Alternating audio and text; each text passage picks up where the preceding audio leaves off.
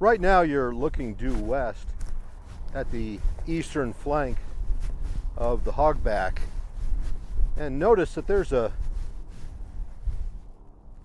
tannish orangish rock directly above a white beigey rock. And what I'd like to show you is that if I turn to the north, there's another little baby ridge. Well, now we're looking north, and there's another little ridge just downhill from the hogback. And we're going to go look at the eastern face of this little ridge, which is just stepped down a little bit from the big hogback off to our west.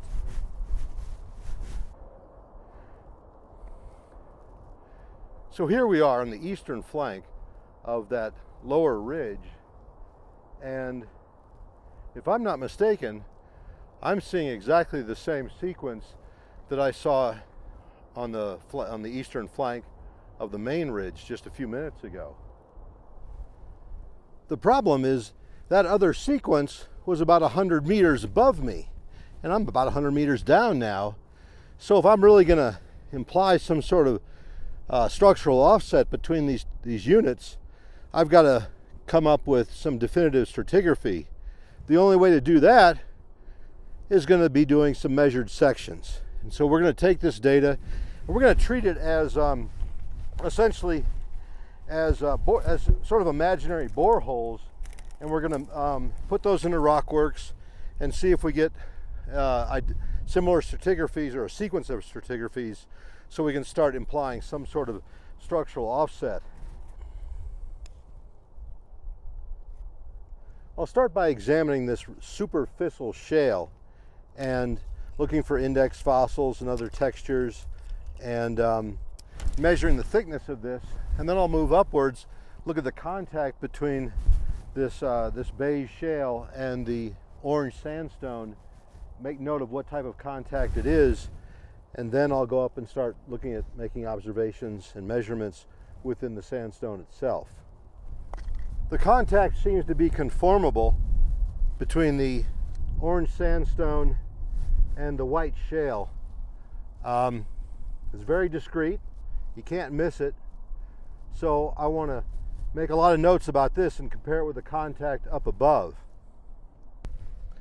Here's a close-up of the contact between the orange sandstone and the white porcelainite. In what may be a distinctive feature of the orange sandstone, we've got these fossils, basically this hummocky bedding plane, very much iron stained, and what may be mangrove fossils along that surface. So this might be a good indicator bed for subsequent mapping. Now this seems to be the same contact that we were just looking at in the previous scene, except now I'm back on the flank of the hogback. I'm about 100 meters up from where I was before. So I think this is an index bed in terms of looking at structural distortions between the two. By the way, this block here is a slumped block from up above. You can see a really nice in-place slumping of the whole sequence, which brings up the question, has this been happening on a much larger scale, and we're not really looking at massive tectonic upheavals or forces, but instead we're just looking at a series of gravity slides? I don't know yet. So it looks like what we may have here is a series of gravity slumps where we've got rotated beds or sequences completely intact being basically transported down gradient, and here and there's a series of little tear faults perpendicular to it, so we get different varying degrees of rotation and displacement along this thing, but in general it looks like the whole hill has fallen down.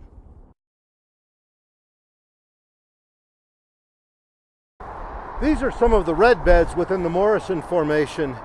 Here's a tree cast within it, but probably a lot more interesting would be to find a full-blown dinosaur skeleton. The Morrison features some pretty outrageous iron-rich beds that stick out in positive relief, but it also includes some great Lisagong structures.